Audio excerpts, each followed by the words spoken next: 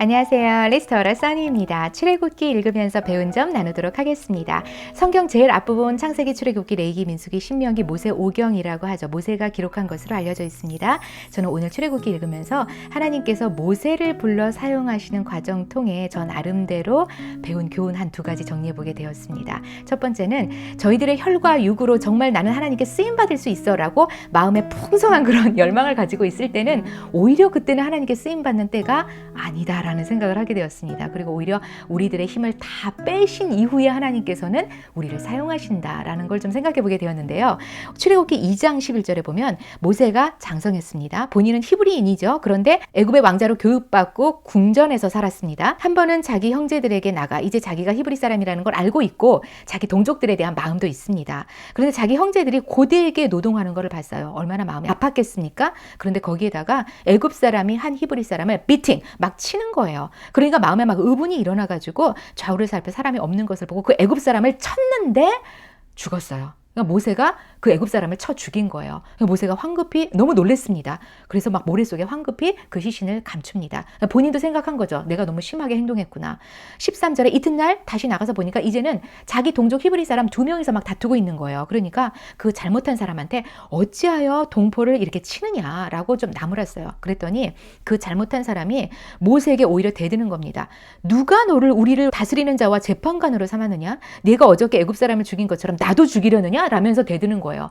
그러니까 모세가 너무 마음이 이제 놀랬습니다. 깜짝 놀랐습니다. 아, 이게 소문이 났구나. 그리고 바로가 모세가 살인한 사실을 듣고 막 모세에 대해서 죽이려고 하니까 모세가 그 낯을 피해서 미디안 광야로 도망갑니다. 이 사건에 대해서 사도행전 7장 25절에 보면 모세는 그의 형제들이 자기 동족들이 하나님께서 자기의 손을 통하여 구원해 주시는 것을 깨달으리라 라고 생각했다고 했어요. 그런데 동족들이 깨닫지 못한 거죠. 당시 애굽에서 모세는 애굽 왕자였지 않습니까? 그러니까 어떻게 보면 히브리 사람들 중에서는 가장 권위 있는 위치에 있고 가장 파워가 있었다는 거죠. 그러니까 자기 말고 누가 또 히브리 사람들을 위해서 일할 수 있으랴라고 스스로 생각하고 하나님 앞에 자기가 쓰임받을 수 있다고 생각을 한 거죠. 자기야말로 동족들을 구원할 수 있는 최고의 아주 적절한 인물이라고 스스로 생각을 한 거예요. 그런데 그때는 하나님께서 오히려 그를 미디안 광야로 뒤로 빼셨습니다. 때가 아닌가 봅니다. 그런데 오히려 미디안 광야에서 40년을 지내고 나서 다시 출애굽기 3장에 보면은 모세를 부르십니다. 그때 모세가 뭐라고 했습니까? 내가 누구이기에요, 하나님. 예. 내가 누구예요? 저는 아무런 힘도 없습니다. 저 애굽에서 살인하고 도망쳐 나왔고 저희 동족들 저 인정하지 않습니다. 제가 누구이기에요? 저 자격 없습니다. 전 낯승입니다. 라고 완전히 자기 힘이 다 빠진 상태였습니다. 그리고 그렇게 본인이 쓰임받을 의사도 별로 없었던 것 같고요. 그러니까 하나님께서 모세야 너 그렇게 스스로 너무 낮게 생각하지 마. 네가 누구냐면 너는 능력이 있고 자격이 있어 라고 그렇게 답변하지 않으십니다. 모세가 내가 누구이게 라고 얘기할 때 하나님이 이르시되 내가 반드시 너와 함께 있으리라. 네가 누군지는 그렇게 중요한 사실이 아니야. 중요한 건 내가 너와 함께 하겠다라는 거야. 저는 이 내용을 보면서 저희들이 막 혈과 육이 왕성해가지고 하나님께 나야말로 쓰임받을 수 있어. 나야말로 자격이 있지. 라고 이 왕성한 이 열정이 우리 마음에 있을 때 오히려 그때는 때가 아니고 하나님께서 우리의 혈과 육의 모든 힘을 다 빼시고 나서 그때 사용하시는구나 라는 걸 생각하게 됐고 그때 저희들이 하나님 제가 누구이기에요. 저는 자격이 없습니다. 라고 얘기할 때 아무개야 너가 자격이 없는 게 중요한 게 아니고 내가 너와 함께 하겠다는 거야. 네가 누군지 네가 어떤 사람인지 그건 그렇게 중요한 게 아니야. 예, 저는 이 내용을 들으면서 네, 맞습니다. 하나님. 제 힘을 다 빼겠습니다. 저의 어떤 의지나 저의 어떤 열정, 저의 어떤 자질 그걸로 하나님 앞에 쓰임받는 게 아니라 내가 낯승이라는 걸 하나님 앞에 분명하고 겸손하게 인정하고 그리고 오로지 하나님께서 함께 하심으로 하나님의 능력으로 내가 할 수 있다는 걸 정말 믿음으로 인정할 수 있을 때 그때 나는 하나님께 들림받아 쓰임받을 수 있다라는 사실을 생각하면서 하나님이 나와 함께 하시는지 이것이 정말 관건이다. 항상 이걸 생각하면서 하나님과 동행하는 삶을 또 살아나가야겠다라는 생각을 하게 됩니다. 그리고 자기 자신에 대해서 항상 겸손하게 하나님 앞에 또 임해 나가야겠다는 생각을 하게 됩니다. 출애굽기 4장 10절에 보면 나는 말 못합니다. 모세가 또 변명을 해요. 여러 가지 변명을 하거든요. 하나님께서 쓰시겠다고 하실 때 나는 못 갑니다라고 막 변명을 하는데 결국에는 이제 나는 말 못합니다. 예, 인도자로 쓰임 받으려면 사실 말을 잘하는 게 얼마나 중요합니까? 사람들 앞에 서서 대변자의 역할을 하니까. 그런데 하나님께서 막 이때 이제 격노하세요. 내가 너한테 할 말을 줄 거고 그 말을 가서 해라. 그리고 너 말 못한다고 그러느냐? 너 형님 아론 말 말 잘하지 않느냐? 내가 아론을 너에게 붙여주겠다라고 얘기해요. 그런데 사실은 모세가 말 못하는 사람이 아닙니다. 사도행전 7장 22절에 보면 모세가 애굽 사람의 모든 지혜를 배워 그의 말과 하는 일들이 능하더라. Moses was educated in all the wisdom of the Egyptian. 그 왕자였지 않습니까? 이집트의 모든 지혜를 다 교육이 된 사람입니다. 그리고 was powerful in speech and action. 이 스피칭이 굉장히 파워풀하다고 했습니다. 절대 말 못하는 사람이 아닙니다. 예, 저는 이 내용을 또 보면서 하나님께서는 우리들의 자질을 다 사용하신다는 겁니다. 왕궁에서 어렸을 때부터 커서 40세 있을 때까지 그 모든, 당시 이집트는 전 세계 최대 강국 아니었습니까? 그곳 궁전에서 모든 최고의 교육을 받았던 그것도 다 사용하시는 겁니다. 그리고 이후에 미디안 광야로 빼시고 40년 동안 또 광야 생활을 하지 않았습니까? 광야 생활하면서 배운 것도 하나님께서 다 사용하십니다. 모세가 이스라엘 사람들을 데리고 40년 동안 광야에서 쭉 그들을 인도하지 않았습니까? 광야 생활에 익숙한 모세입니다. 광야 지리에 익숙한 모세입니다. 예, 그 자질들도 다 사용하셨다는 거죠. 그래서 저는 이 내용을 보면서 하나님께서 우리 인생 가운데 배우게 하시는 모든 것들 하나님께서 다 사용하신다. 잘 배워야겠다. 영적인 경험, 또 세상적인 경험, 그리고 여러 연단, 여러 가지 배우게 하시는 것들, 이거 정말 충성스러운 마음을 가지고 배워야지. 이거 나중에 하나님께서 주님 나라 위에서 다 사용하시는 거다. 이런 마음을 가지고 하루하루 배우게 하시는 것들에 대해서 좀 더 충성스러운 마음과 적극적인 자세로, 배우는 자세로 임해 나가야겠다라는 생각을 하게 됩니다. 그리고 어떤 거는 나 이런 거 할 수 있는데 이게 뭐에 쓰일까? 예, 걱정할 필요가 없다. 하나님께서 때가 되면 그것까지도 다 사용하신다. 저희들 안에 담아놓은 모든 것들 하나님께서 다 주님 나라 위해서 사용하신다. 그런 생각을 하니까 더 적극적으로 배우는 삶을 살아야겠다는 생각을 하게 되었습니다. 결국 하나님께서 모세를 보내시죠. 바로 앞에 보내셔서 이스라엘 사람들을 이제 출애굽하도록 그 애굽에서 이제 그 구출해 내시려고 하십니다. 그런데 바로가 절대 이스라엘 사람들을 내보내주지 않죠. 아주 강팍한 마음 가운데 열재앙이 다 임하기까지도 바로가 강팍한 마음 가운데 있습니다. 사실은 이제 이스라엘 사람들이 처음에 요셉과 이렇게 다 알 때는 굉장히 이스라엘 사람들이 애굽에서 대접을 받고 그리고 아주 부유하게 풍성하게 살았지만 이제 모든 세대가 지나면서 이 애굽에서 노예 생활을 하게 되고 아주 박해를 받게 되죠. 너무 그 울부짖음 하나님 앞에 막 간절히 그 괴로움을 막 호소하게 됩니다. 그래서 하나님께서 때가 되니까 이제 모세를 사용하셔서 이스라엘 사람들을 그 애굽에서부터 탈출시키시려고 하신 거죠. 출애굽기가 영어로 엑소더스입니다. 탈출기입니다. 애굽에서부터 탈출기입니다. 열재앙을 계속 내리시는데 바로가 마음을 계속 강팍하게 했는데 마지막 10번째 재앙에 이제 바로가 꺾이죠.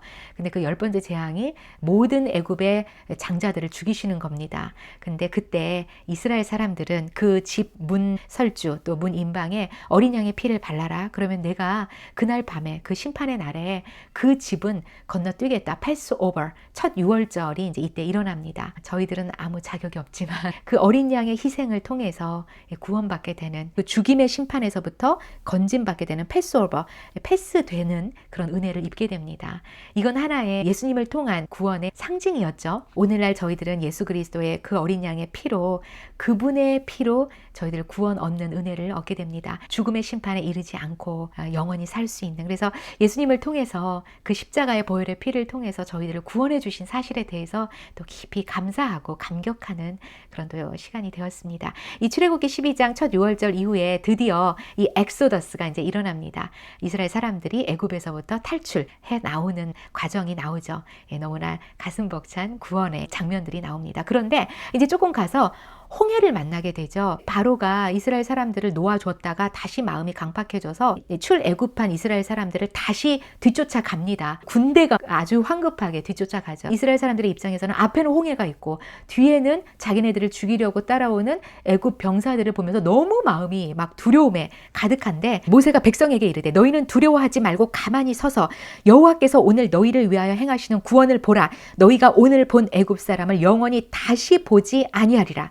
여호와께서 너희를 위하여 싸우시니 너희는 가만히 있을지니라. 정말 이스라엘 사람들은 가만히 있었습니다. 그리고 하나님께서 그 홍해를 가르시고 그 이스라엘 사람들을 완전히 애굽 사람들의 손에서부터 그 소나기에서부터 영향력에서부터 완전히 빼주시는, 탈출시켜 주시는 그런 역사를 보이십니다. 21절에 모세가 바다 위로 손을 내밀 때 여호와께서 큰 동풍으로 밤새도록 바닷물을 물러가게 하시니 물이 갈라져 바다가 마른 땅이 되었습니다. 물벽이 섰고 완전히 마른 땅이 되어서 이스라엘 사람들은 마른 땅으로 건넜습니다. 그리고 뒤쫓아오는 애굽 애굽 병사들은 다시 그 홍해물이 합쳐지면서 그 홍해물 안에서 다 익사해서 죽은 거죠. 이렇게 해서 드디어 완전히 애굽 사람의 손아귀에서 빠져나옵니다. 얼마나 감격스럽습니까? 모세의 찬양이 나오고 미리암의 찬양이 나오고 온 이스라엘 사람들이 감격하고 잔치하듯이 하나님을 찬양하고 춤추고 하는 내용이 그 다음에 나옵니다. 예, 저희들 인생 살면서 앞에는 홍해바다요, 뒤에는 우리를 황급히 죽이려고 쫓아오는 애굽 군대가 있을지라도 저희들 오늘 이 출애굽기 14장 내용 꼭 기억하면서 하나님 앞에 간절히 부르짖고 하나님의 응답 꼭 받아야 되겠습니다. 너희는 가만히 있어. 오늘 여호와께서 너희를 위하여 행하시는 구원을 보라. 그 구원을 꼭 보게 될 줄로 믿습니다. 그런데 이 홍해의 놀라운 기적을 본 며칠 후에 물이 없어, 먹을 게 없어 원망하는 이스라엘 사람들을 보게 됩니다. 인간들이여. 그런데 그 인간들이여의 대상은 바로 저희 자신입니다. 사람에 대해서 원망하고 상황에 대해서 원망하고 절대 원망하지 말아야겠다는 생각을 하게 됩니다. 출애굽기 16장 7, 8절에 보면 모세가 얘기합니다.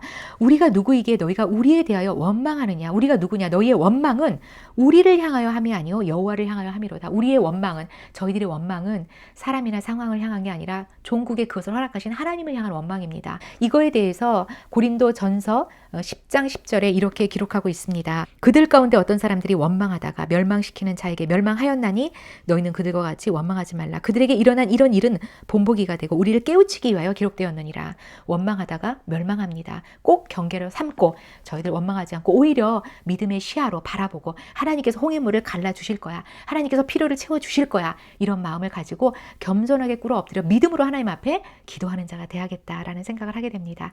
출애굽기 19장부터 모세가 시내산에 올라가서 하나님께로부터 직접 십계명을 받습니다. 그 십계명 돌판에 하나님께서 직접 나타나서 써주셨다고 하셨습니다. 하나님의 손이 너무나 감격스럽지 않습니까? 저는 마치 제가 모세가 되어서 시내산에 올라가 그 하나님의 그 직접 그 손이 쓰시는 것을 머릿속에 상상하면서 너무나 떨리는, 너무나 그 감격스러운 그런 것을 생각해 보게 되었습니다. 십계명뿐만 아니라 여러 각 영역의 율법들을 듣게 되었고 그걸 다 받아 적습니다. 그리고 하나님께서 특별히 성막 짓는 것에 대해서 모세에게 명령하십니다. 성막을 왜 짓습니까? 하나님께서 그곳에 임재하시겠다는 거죠. 그곳에서 내 백성들과 만나겠다는 겁니다. 이게 성막의 의미 아닙니까? 하나님께서 저희들 가운데 임하기 원하십니다. 하나님께서 저희들을 만나기 원하십니다. 예배하는 자리, 얼마나 거룩하고 영광스러운 자리인지요. 이제 곧 현장 예배 또 나갈 때 회중이 함께 모여서 하나님을 찬양하고 말씀 듣고 기도하는 그 예배의 자리, 사모함으로 나가야지. 일평생의 예배의 자리에 나갈 때 절대 덤덤한 마음 아니라 늘 가슴 떨리고 주님 만나는 기쁨 가득한 가운데 발걸음 가볍게 해서 늘 예배의 자리에 나가야지. 그리고 매일 일상생활 가운데 하나님 부르는 그곳, 하나님 앞에 기도하는 그곳, 하나님 말씀 펴서 주님의 음성 듣는 그곳이 바로 하나님 임재하시는 곳인데 정말 가슴 벅찬 마음으로 늘 하나님께 일상 속에서 예배하는 자리로 주님께 늘 드리는 그런 삶 되어야지라는 생각도 해보게 됩니다. 오늘 출애굽기 통해서 마음을 새롭게 하게 하시고 그리고 또 새로운 교훈들도 배우게 하시고 특별히 또 성막을 통해서 하나님을 만나는 그 자리를 사모하게 하신 하나님을 찬양합니다. 저희들 힘써 일상생활 속에서 매일의 삶 속에서 주님과 힘있게 동행하는 삶, 그리고 주님께 쓰임받기 위해서 겸손하게 주님 앞에 납작 엎드려 쓰임받고 하나님께서 배우게 하시는 모든 것들 잘 배워서 하나님 나라에 다 귀하게 쓰임받을 수 있도록 해야겠다라는 생각하게 됩니다. 출애굽기 통해서 배운 교훈, 일상생활 속에서 잘 적용해 나가야 되겠습니다.